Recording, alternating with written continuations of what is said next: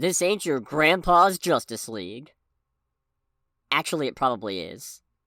Honestly, it might even be great-grandpa's. Anyway, they've never been the most high-profile team of superheroes in the modern day, but the Justice Society of America has the distinction of being the first superhero team put to page in comic books, with an initial lineup consisting of Dr. Fate, Hourman, the Spectre, the Atom, the Flash, Jay Garrick, he's the one with the goofy helmet, Green Lantern, Alan Scott, he's the one who's not a space cop and also weak to wood, and the Sandman.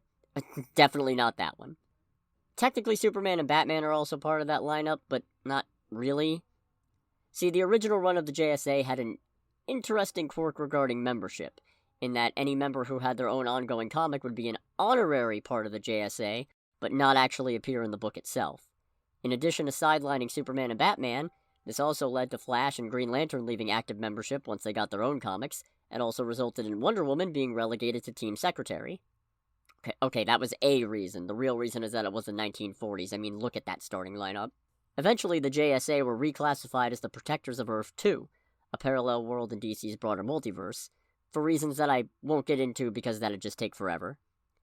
This didn't stop them from teaming up with their Earth 1 counterparts, the Justice League, an annual tradition that ran for 22 years, until Crisis on Infinite Earths happened in 1985. That's a whole other story for a whole other time, but to keep it relatively simple, the JSA ended up integrated into Earth 1's history as the pre-Justice League generation of superheroes.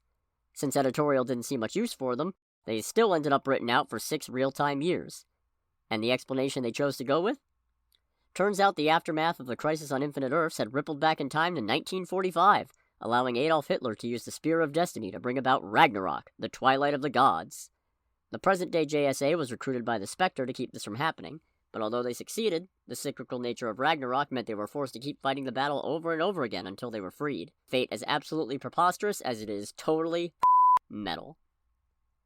Since then, they've settled into their role as coaches and mentors for the generations of superheroes that came afterward, and they represent an important part of DC's legacy. It's kind of pointless to try to speculate where they're going to fit into the broader DC film universe going forward, since that would require DC to have a plan, and we know that's not the case. But there is one member of the JSA who I think warrants a closer look, if only because their story is so ludicrously convoluted that it circles back around to being actually pretty funny. So with that in mind, next week, we cover the origin of Hawkman. Strap yourselves in.